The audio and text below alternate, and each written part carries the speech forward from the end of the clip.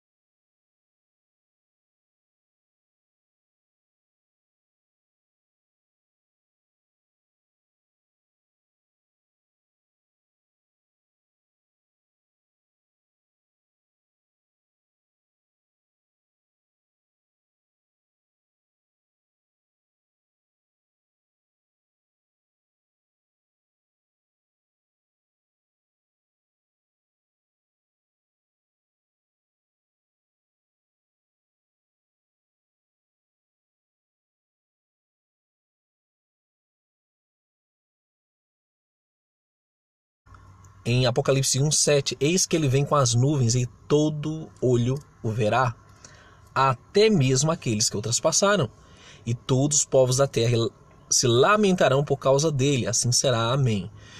Então não existe um texto mais visível, mais claro que esse. Eu acho que comparado a esse, só Atos 1:11 que diz: eles disseram, varões galileus, por que estáis olhando para as alturas? Esse Yeshua, ou Jesus como está nas Bíblias, que dentre vós foi assunto ao céu, virá do modo como vistes subir. Então esse verso repete o verbo ver diversas vezes. Estais olhando, né? E ele virá da forma como vistes. Então é muito claro que ele virá de forma visível e não invisível.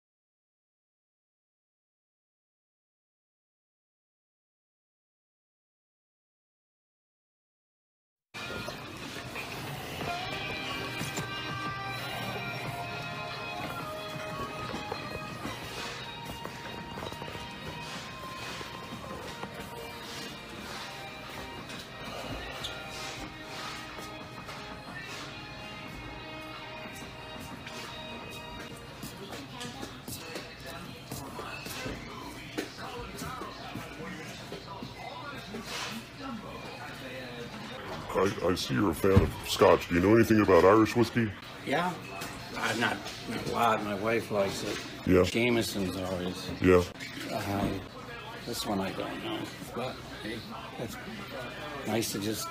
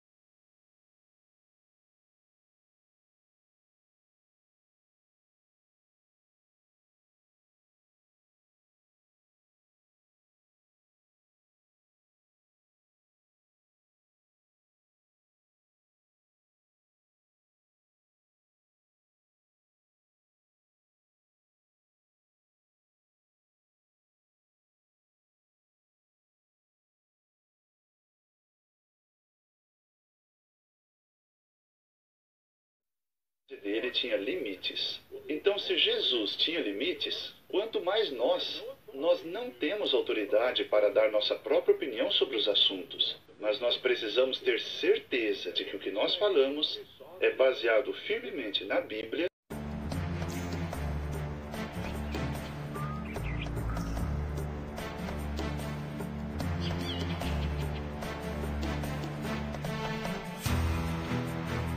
E no que é publicado pelo escravo fiel.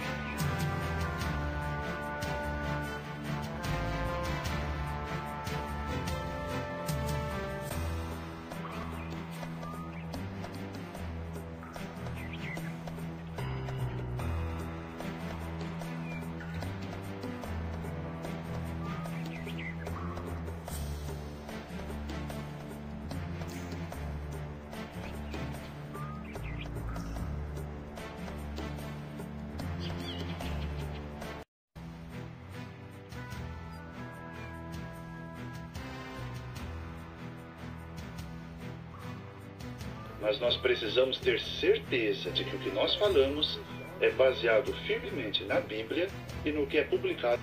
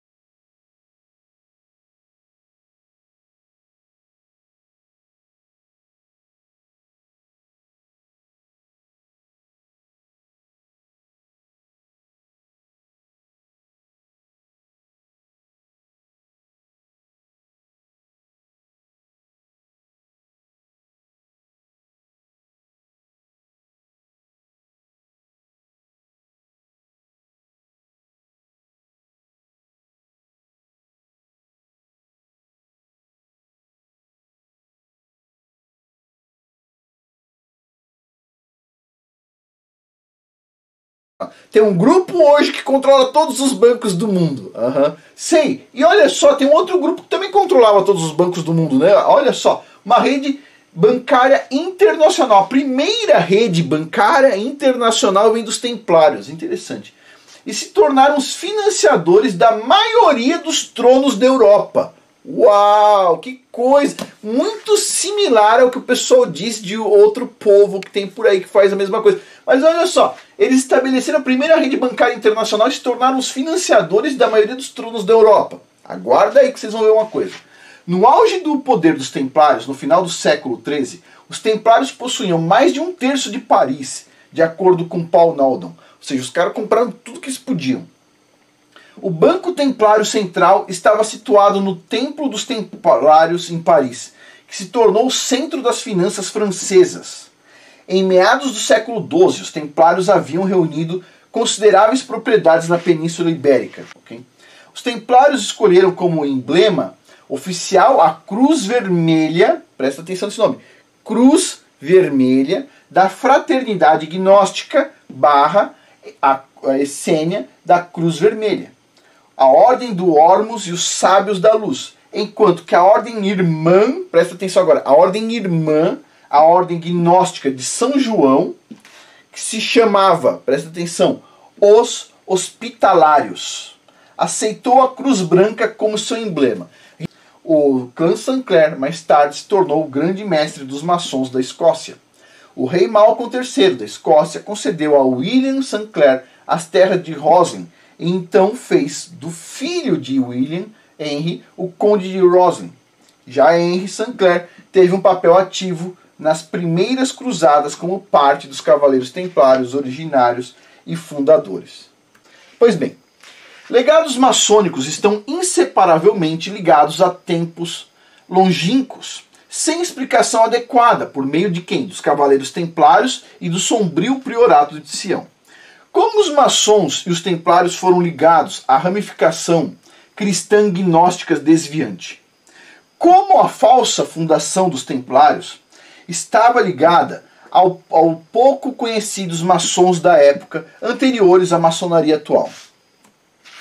Os enclaves maçônicos eram refúgios para os refugiados gnósticos e a Rex Deus, que é um grupo também.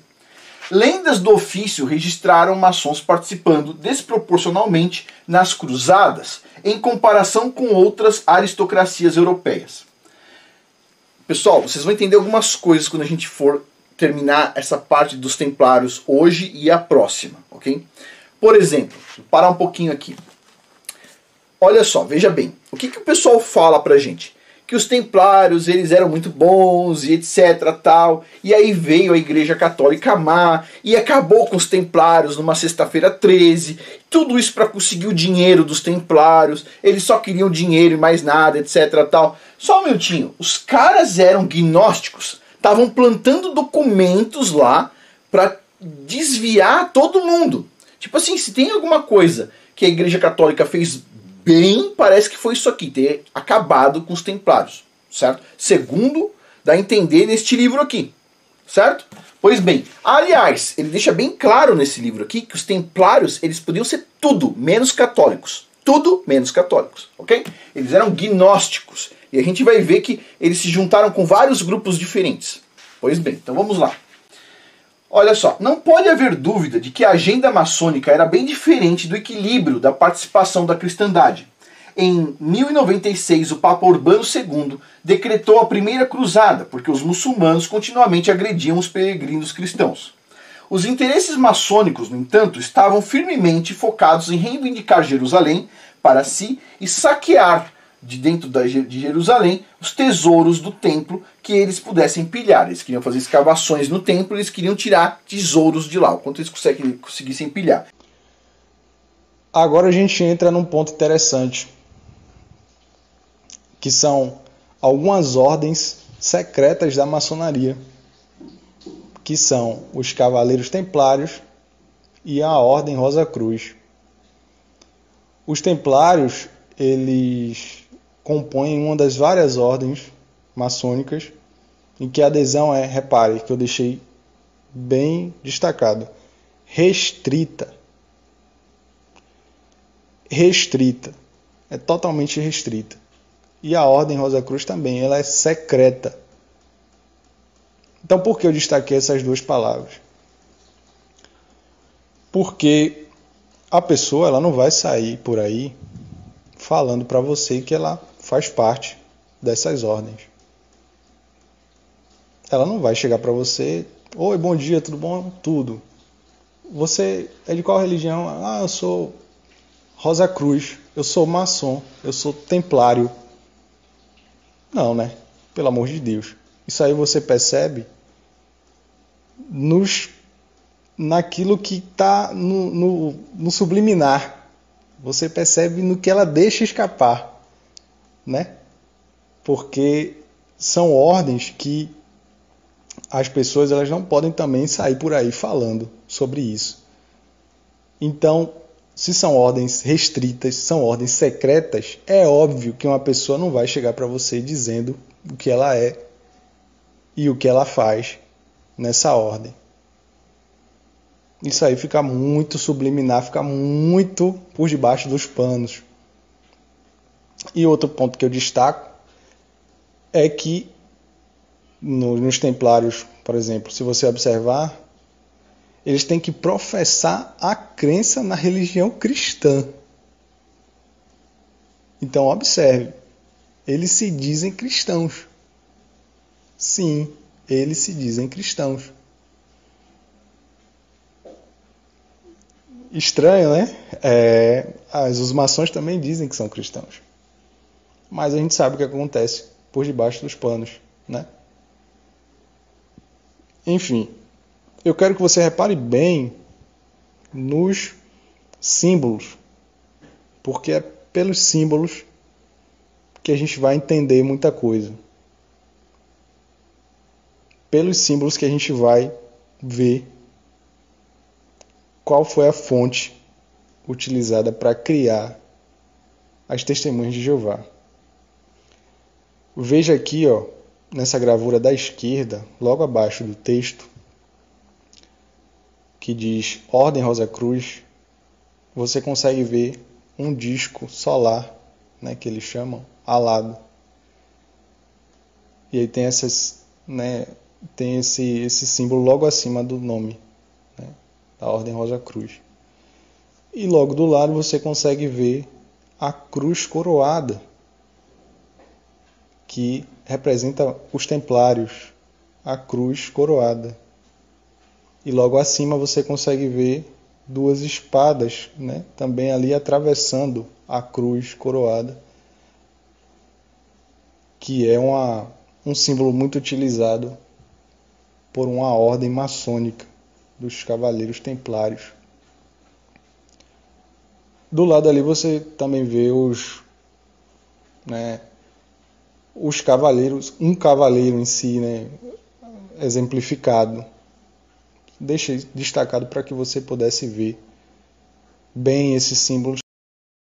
O destaque fica por conta do luxuoso salão nobre, que é ornamentado com a cruz e a coroa, um símbolo maçônico bem conhecido. Existem vários significados para esse antigo sinal, mas o que chama a atenção é que esse símbolo maçônico e também Rosa Cruz foi a marca registrada de Charles Russell em todo o seu ministério, aparecendo na capa de suas publicações e mesmo na pirâmide que foi erguida pelos maçons ao lado de seu túmulo em sua homenagem. O autor De Ruyter também destaca que o escudo com elmo e 3 armas, que completa a simbologia da revista Sentinela, pertence à maior ordem templária dos Estados Unidos, o Grande Acampamento.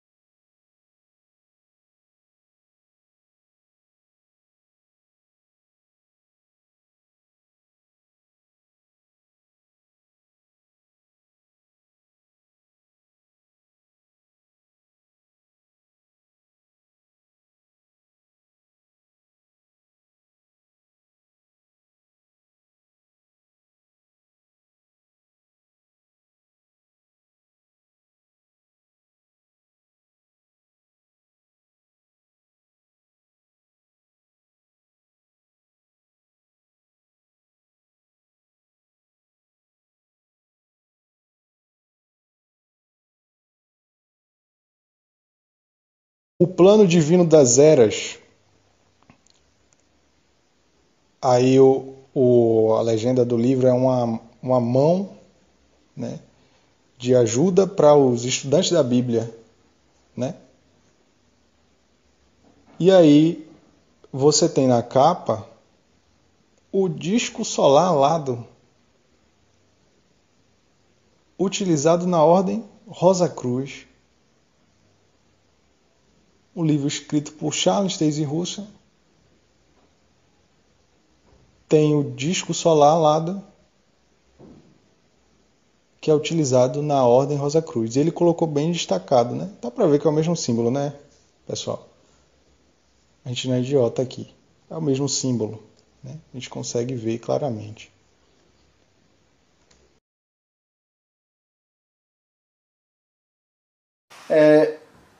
Nas religiões pagãs, as religiões que têm origem nos Néfilins, também tem isso, tá? Os Néfilins seriam os gigantes, tá? A gente já viu isso no vídeo passado. Ok. Agora, os principais símbolos: obelisco, pirâmide, roda solar ou círculo solar, né, adoração ao sol, lua, né, como símbolos como, por exemplo, a lua crescente, olho de Horus e a serpente.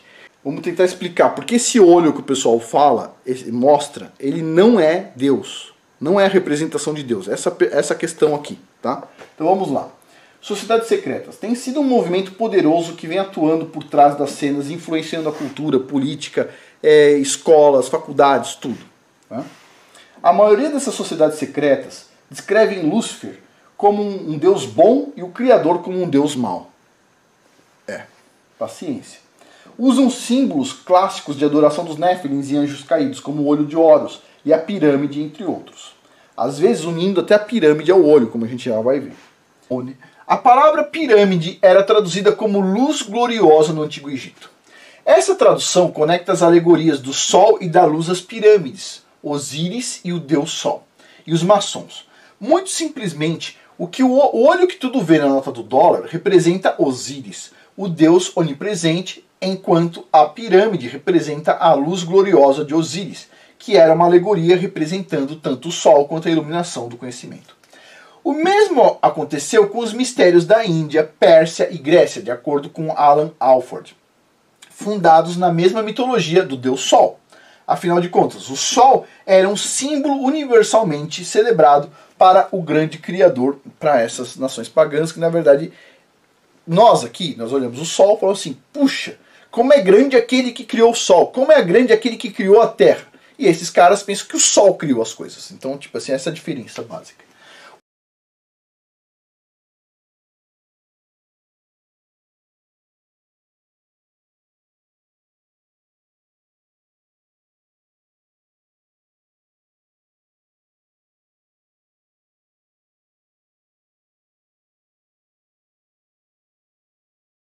Charles Taze Russell, o fundador das Testemunhas de Jeová, era um falso profeta. Suas profecias foram por água abaixo. Charles disse que Jesus viria no ano de 1914 para o Armagedon, ou seja, a destruição dos pecadores, e que seria o início do reino do Messias. Como não aconteceu, ele marcou o evento para o ano seguinte, 1915. Também nada aconteceu. Depois de sua morte, outros que tomaram seu lugar também fizeram falsas profecias sobre a volta do Messias. E eles dizem hoje que Jesus veio, mas invisível, e que ele está no mundo. Só que a Bíblia diz que quando Jesus vier, todos o verão. Será como um raio que cruza a terra de uma ponta a outra. E isso ainda não aconteceu. Outra falsa profecia. Uma curiosidade: Charles Russell, o fundador das Testemunhas de Jeová, foi enterrado e uma pirâmide Illuminati foi erguida em sua homenagem e também dos maiorais da chamada Torre de Vigia. Veja só essa pirâmide. Vocês podem notar aqui que o nome aqui seria Charles Taze Russell, a idade 64 anos. Que a ideia original dessa pirâmide aqui não era apenas em homenagem ao irmão Russell, mas para outros membros proeminentes da Sociedade Torre de Vigia da época. Também podemos ver uma de suas assembleias em formato de pirâmide com o olho de Horus. Seria isso apenas uma coincidência? Vou deixar o link dessa igreja na descrição.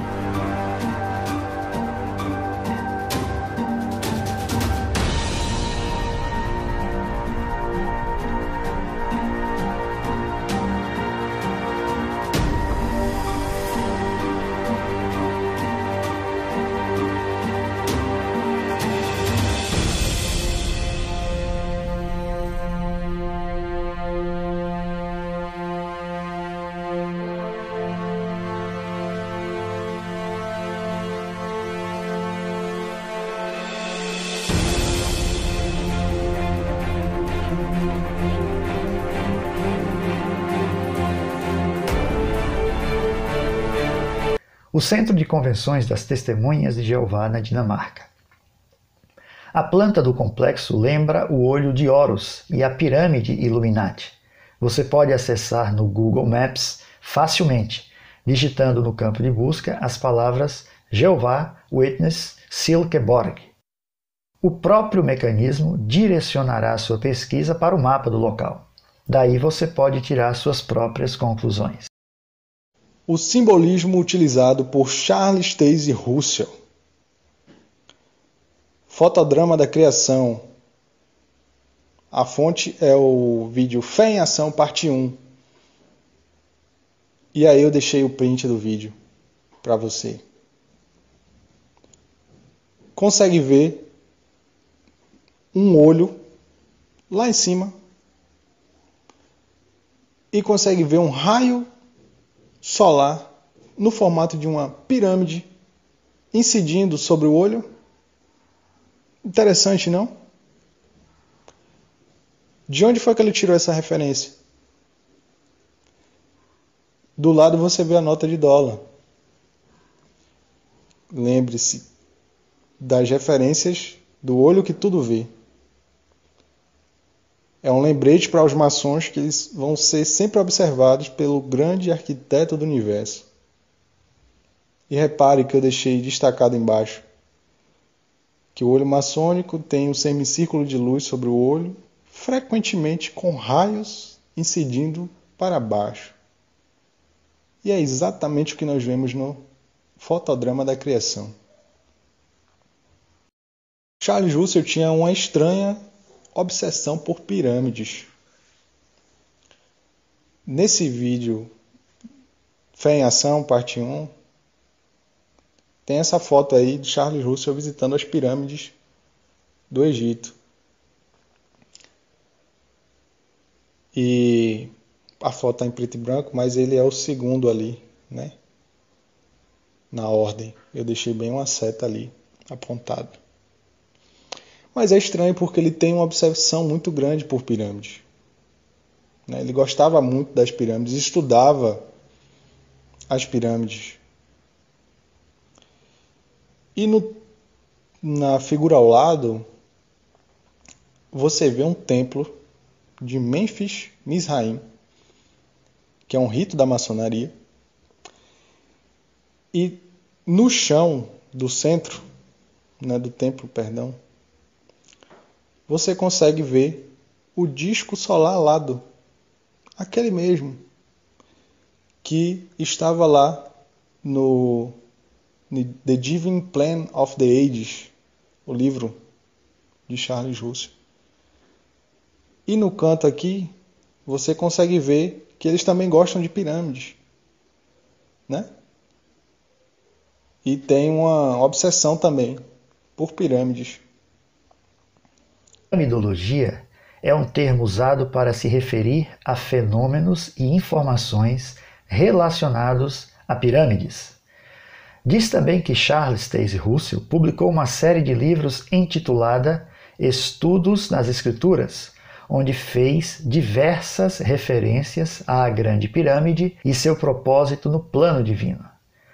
Diz também que os irmãos John Edgar e Morton Edgar, cientistas e também membros do movimento dos estudantes da Bíblia, além de associados pessoais de Charles Taze Russell, escreveram tratados extensos sobre a história, a natureza e a simbologia profética da Grande Pirâmide. Charles Russell se baseou na piramidologia para apontar suas datas. Ele acreditava que a Grande Pirâmide de Gizé era a testemunha de pedra de Deus, confirmando a época bíblica.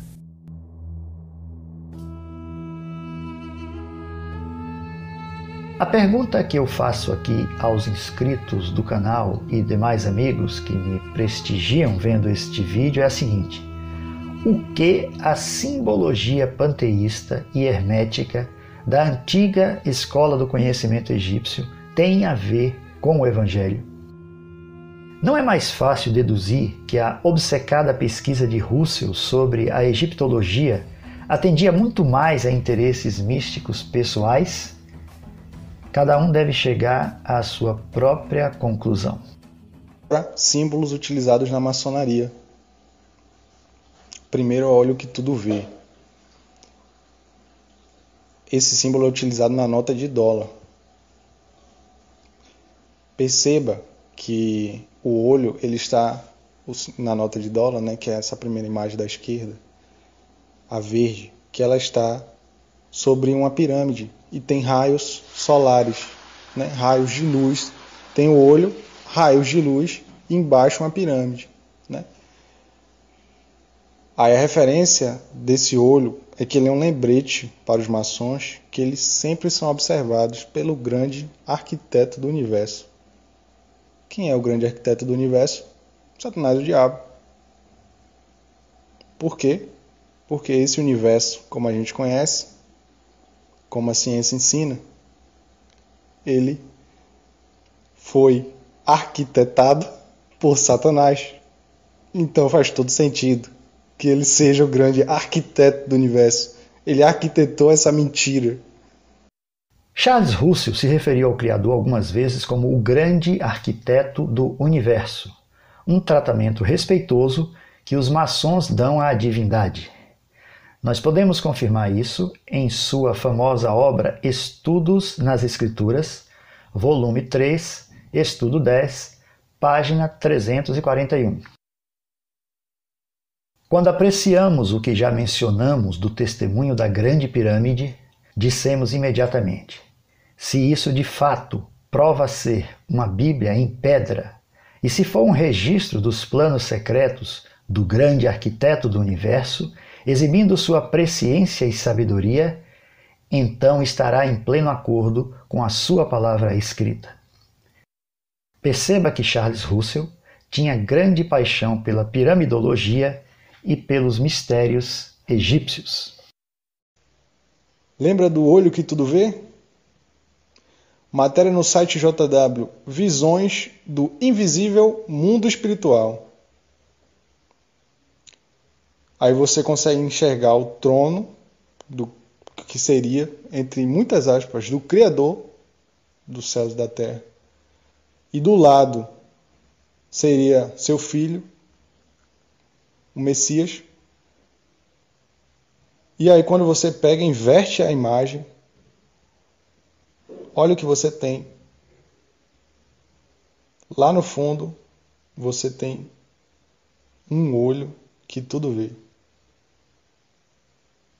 Atrás do trono do Criador dos céus e da terra. É isso mesmo. O assunto que nós vamos considerar essa manhã, embora seja sério, eu espero que vocês o achem bem encorajador. Vamos falar da destruição final dos inimigos de Deus.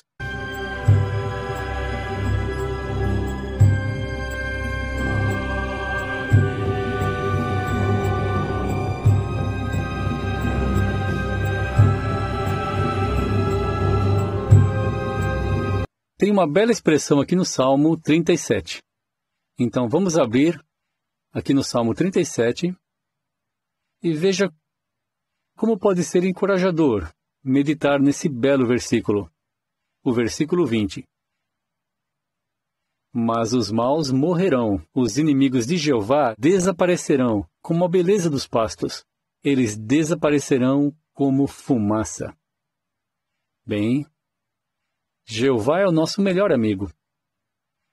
E se eles são inimigos de Jeová, então eles também são nossos inimigos. Como estamos ansiosos pelo tempo em que esses inimigos de Jeová, que também são nossos inimigos, vão desaparecer como a fumaça.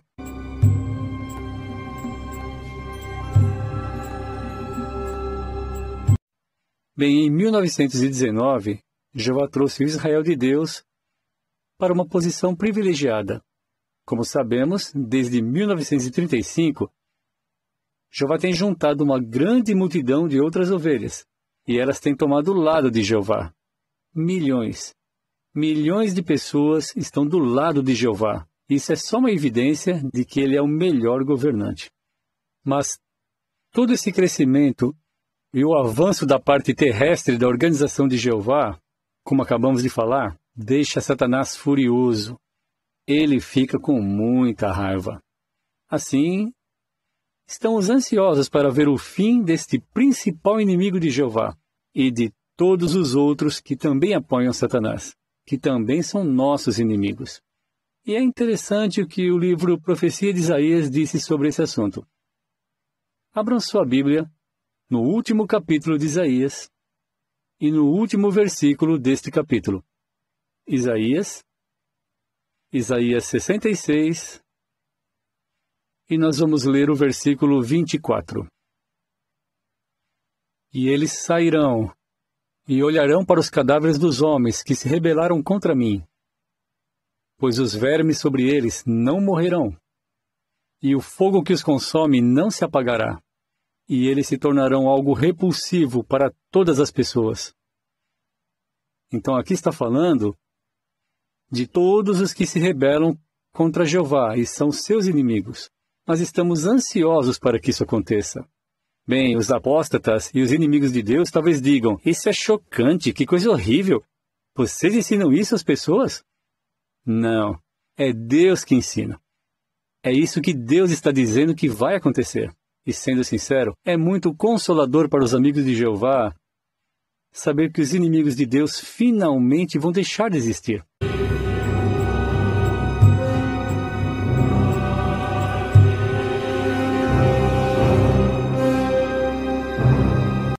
Inimigos que só falam mal do nome de Jeová. Eles vão ser destruídos e nunca mais voltarão a viver. Não é que ficamos felizes quando alguém morre, mas quando se trata dos inimigos de Deus, como vai ser bom quando eles finalmente estiverem fora de cena, principalmente os apóstatas, que no passado tinham dedicado sua vida a Jeová, mas que depois tomaram o lado de Satanás, o diabo, que é o maior apóstata de todos os tempos. Nós não queremos ter nenhuma amizade com os inimigos de Deus, seja pessoalmente ou por redes sociais. Nós não somos amigos do mundo, somos amigos de Jeová. Na verdade, nós consideramos Jeová como nosso melhor amigo, e nós nunca íamos querer que Jeová nos visse como inimigos. Então, para concluirmos, vamos ler de novo aquele salmo que lemos no início. A ideia é ajudar a gravar esse versículo na sua mente.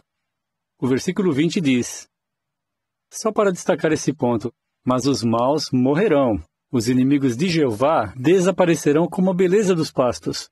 Agora note, eles desaparecerão como fumaça. Bem, eu achei que uma boa maneira de ajudar a gravar esse versículo em nossas mentes seria assim. Então, foi isso que Jeová prometeu.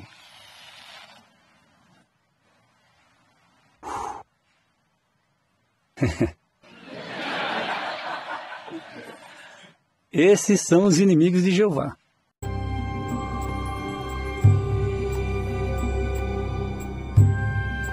Seria assim. Então, foi isso que Jeová prometeu.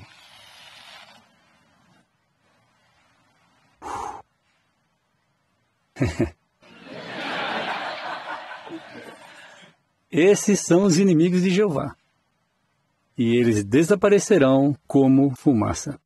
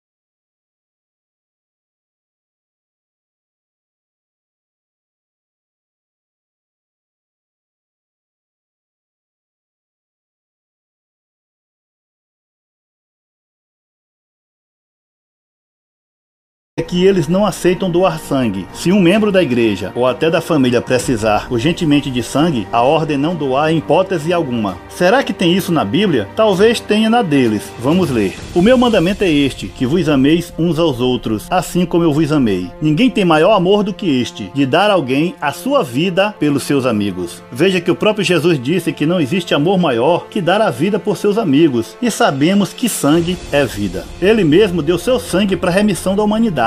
Agora não vamos confundir doar sangue com comer sangue, que é uma coisa muito diferente.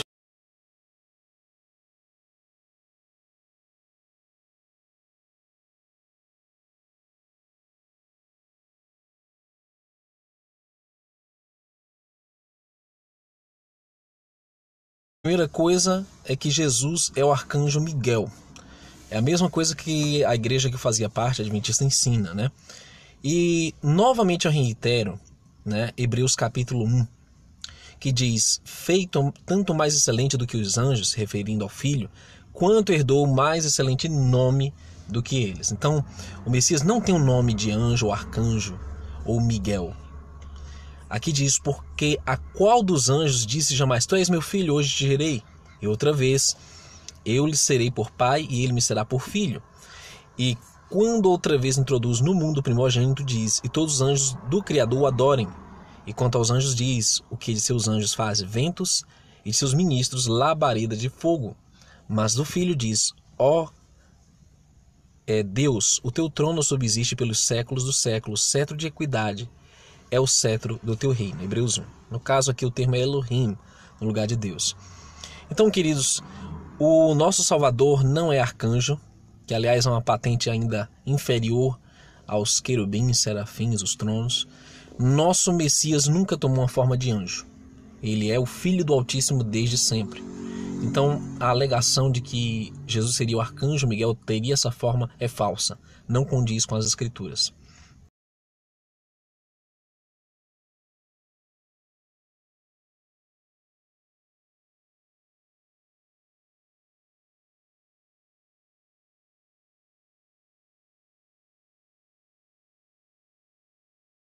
Em 1916, o pastor Russell faleceu e foi ressuscitado com Cristo. Consta na pirâmide do pastor Russell próximo à sua sepultura. Em 1916, o pastor Russell faleceu e foi ressuscitado com Cristo. Consta na pirâmide do pastor Russell próximo à sua sepultura. Quem pode garantir que o pastor Russell foi ressuscitado com Cristo em 1916?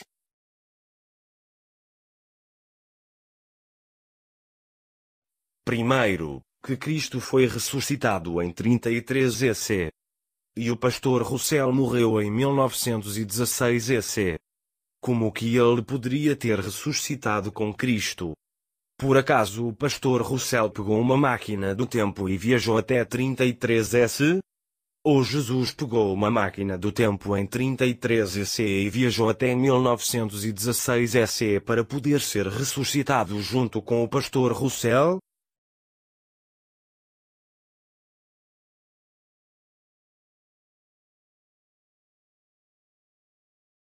Mas seus problemas de verdade estavam em casa. Em 1916, depois de várias batalhas conjugais, Russell se divorciou de sua esposa Maria. Em vez de dividir seus bens pessoais com ela, ele transferiu todos para a Sociedade Sentinela de Bíblias e Tratados, que ele controlava totalmente. Esse livro menciona a transferência em pé de página, mas não lemos aqui o óbvio. O pastor Russell traiu a sua esposa. O livro menciona repetidas vezes que o pastor Russell não foi apontado como adúltero, mas só porque sua esposa não o acusou de adultério. Em vez disso, ela o acusou de comportamento imoral com uma jovem que morava na casa deles. Era tarde da noite, por volta de 11 horas. Ele colocou o braço em torno dela e a beijou. Isso aconteceu no vestíbulo, antes de entrarem na sala. E ele a chamou de pequena esposa. Mas ela disse: eu não sou sua esposa. E ele disse: eu vou chamá-la de filha. E uma filha tem quase todos os privilégios de uma esposa. E que outros termos foram usados? Então ele disse: Sou como uma água viva. Vivo flutuando aqui e ali. Toco uma e outra. E se ela retribui, eu a pego para mim. E se não, flutuo até outras. E ela escreveu isso para que eu me lembrasse das palavras exatas quando falasse com ele. E ele confessou que tinha dito aquilo. Então, por que o livro diz que Maria Russell queria notoriedade para ela, quando, na verdade, a corte declarou? Ele mesmo diz que ela é uma mulher de perfeito caráter moral. O seu testemunho é uma forte confirmação das alegações dela. O julgamento descreveu o comportamento dele como tratamento cruel e bárbaro, e mais. Sua conduta para com sua mulher evidencia um egoísmo insistente e autoglorificação que necessariamente tornaria a vida de qualquer mulher sensível e cristã um fardo e faria sua condição intolerável. Foi levado aos tribunais por sua esposa, Maria Russell. Foi acusado de ser adúltero. O pivô da separação foi uma jovem empregada do pastor. Ela se chamava Rose Ball. De acordo com Rose, Russell lhe dissera certa vez: sou uma água viva. Posso tocar uma aqui, tocar uma outra ali.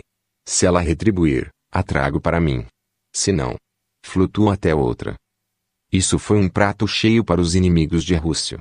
Eles o apelidaram de Pastor Água Viva.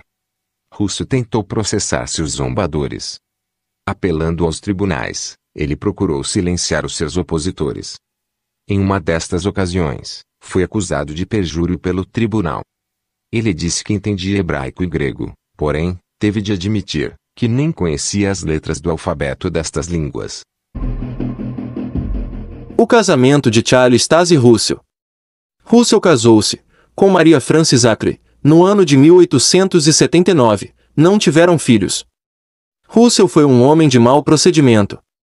Várias vezes foi levado ao tribunal por sua própria esposa, por conta de maus tratos que sofria dele. Não podendo ela suportá-lo mais, abandonou-o, em 1887, dele divorciando-se, em 1913. Sua esposa viu a necessidade de tomar tal iniciativa, não somente pelos maus tratos, mas também pelos casos imorais de Russell, com a empregada, Rose Ball.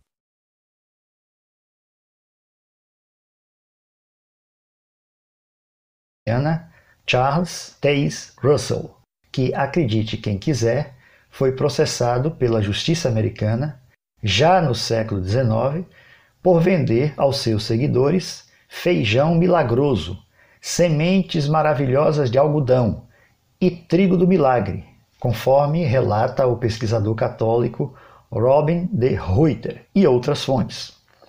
É curioso como essas receitas evangélicas de prosperidade aparentemente nunca saem do cardápio. Eu fiquei surpresa ao descobrir muitas coisas estranhas sobre o pastor Russell quando fiz uma pesquisa independente sobre ele. Aqui, no livro Finished Mystery, ele ensina que os batismos nas igrejas, no início feitos por Paulo, enchiam de fumaça o cérebro dos homens. Ele achava que se os cachorros tivessem uma cabeça igual à cabeça humana, o cachorro pensaria como homem. Deu conselhos de saúde que eram puro lixo. Por exemplo, ensinava que a apendicite era causada por mordidas de verme no cólon. Ele vendia um trigo chamado de milagroso a um preço nada milagroso para seus seguidores. Russell, entre outras coisas, era um grande mentiroso. Por exemplo, mentiu quando dizia conhecer o grego e o hebraico. Outra coisa repulsiva era a prática de induzir moribundos a doar seus bens à organização russelita. Pode alguém de boa índole pertencer a essa seita, ao saber de todos esses fatos?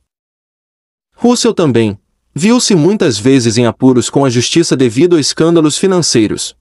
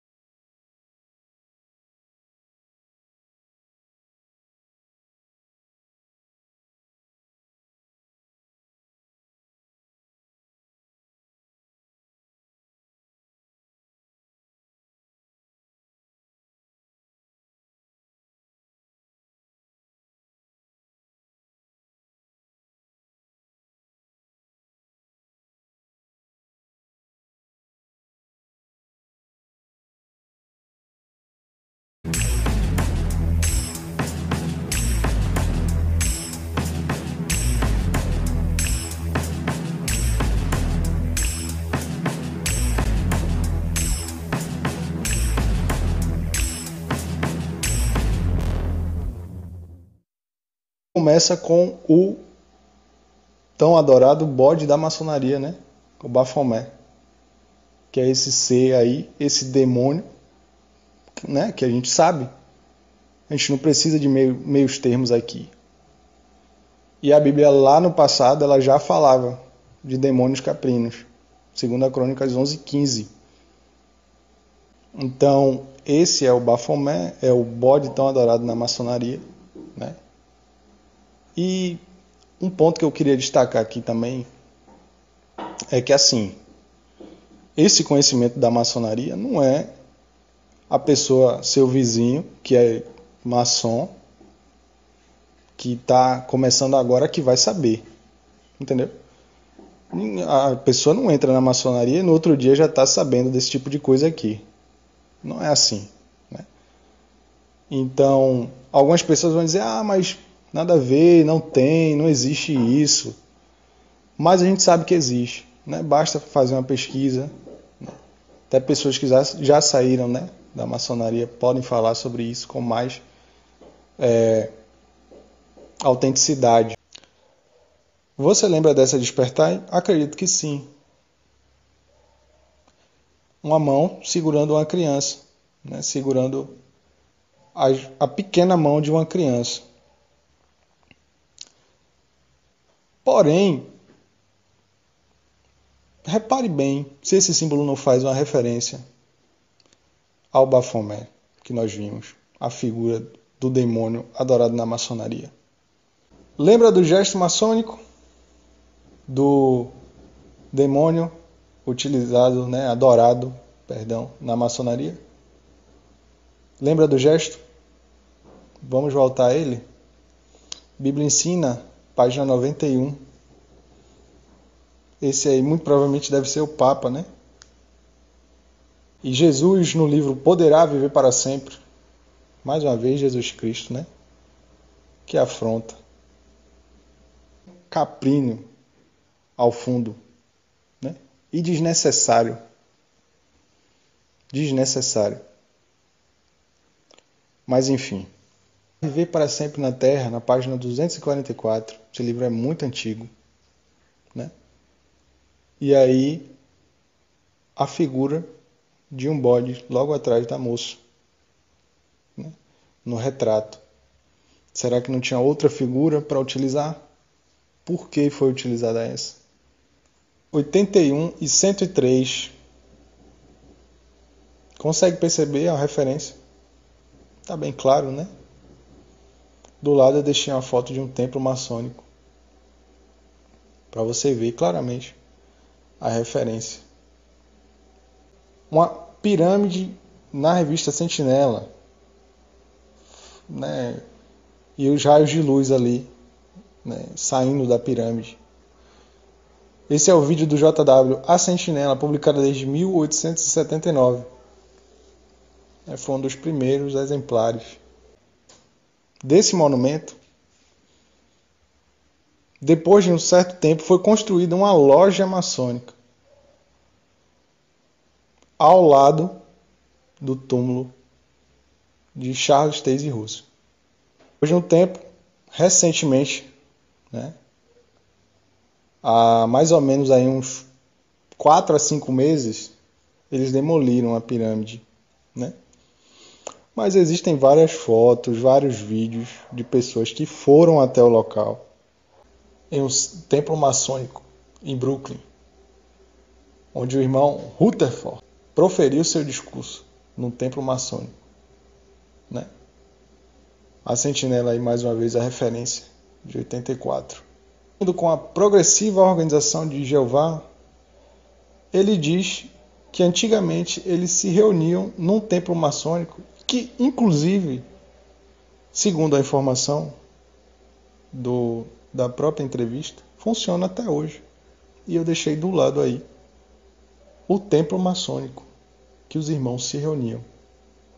E mais uma coincidência, dentre as inúmeras que eu já perdi as contas aqui, até essa parte do vídeo.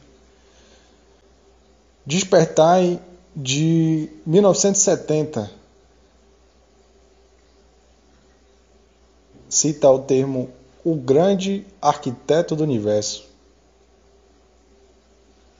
Quem é o grande arquiteto do universo? Satanás.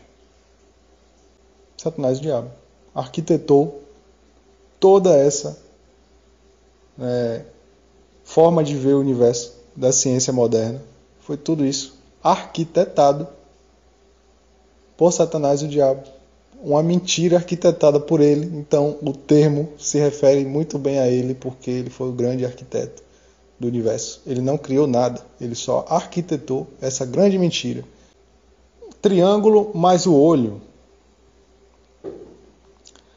Livro Poderá Viver para Sempre, na página 19.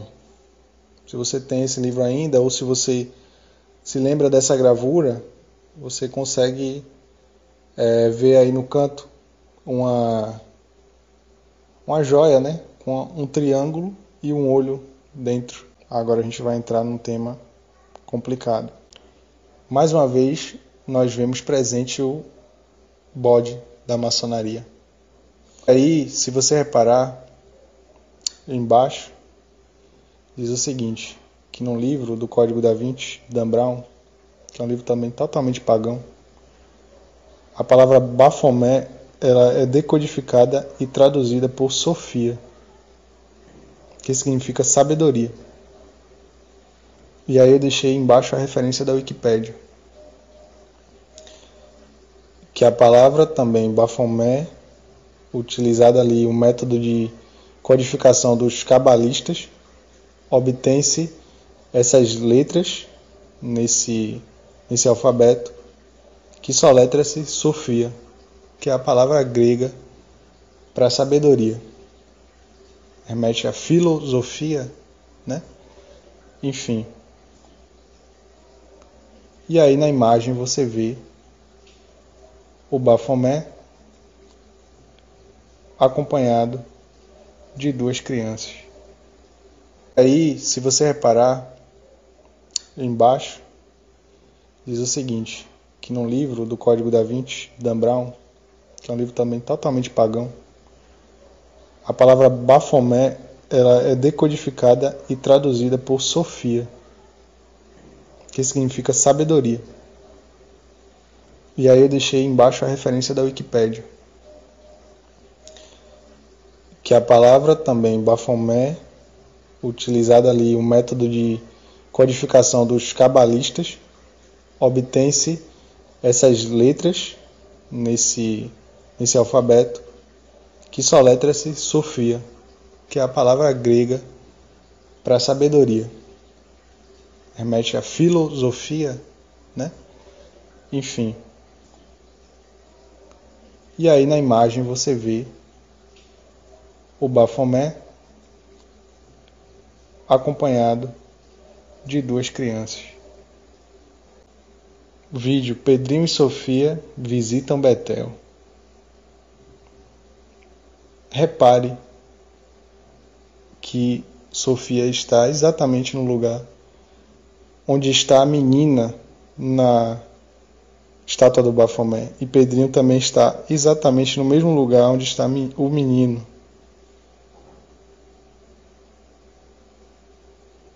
Será que isso é uma coincidência, pessoal?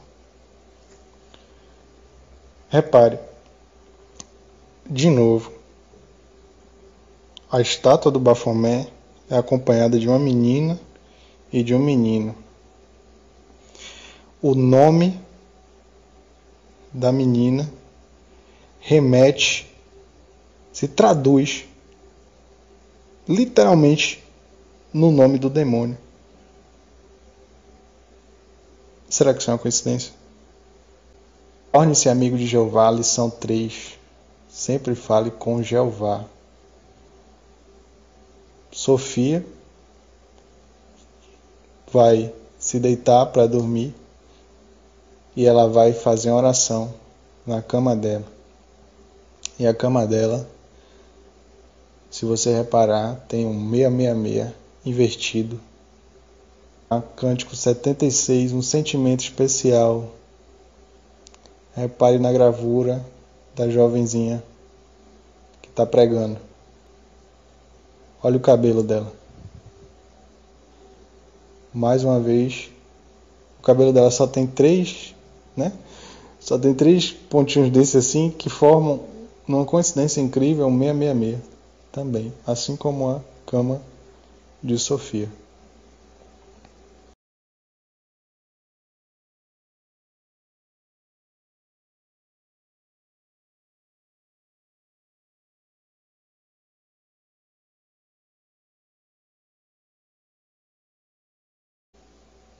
Aí a pergunta: quem desses homens se entregou por você? Quem morreu por você como sacrifício? Quem foi dos 10, dos 8 que tem lá, que morreu por você? Ninguém. Nenhum deles. Então só sirva ao Messias. Sirva ao Deus verdadeiro através do mediador, que é o Messias. O melhor texto de hoje eu deixei para o final. Amós 5, 4 e 5. Busquem-me e terão vida. Não busquem a Betel. Não vão a Gilgal. Não façam peregrinação a Berseba, pois Gilgal certamente irá para o exílio. E Betel, sim, o texto é claro, Betel será reduzida a nada. Conselho bíblico, para você usar quando as testemunhas de Jeová forem na porta de sua casa. Segunda carta de João, versículos 10 e 11, diz assim: Se alguém for até vocês, e não levar esta doutrina, não o recebam em casa, nem lhe deem as boas-vindas. Porque aquele que lhe dá boas-vindas se faz cúmplice das suas obras más. Fiquemos em alerta, pois as testemunhas de Jeová propagam doutrinas heréticas, que já causaram confusão no meio dos cristãos,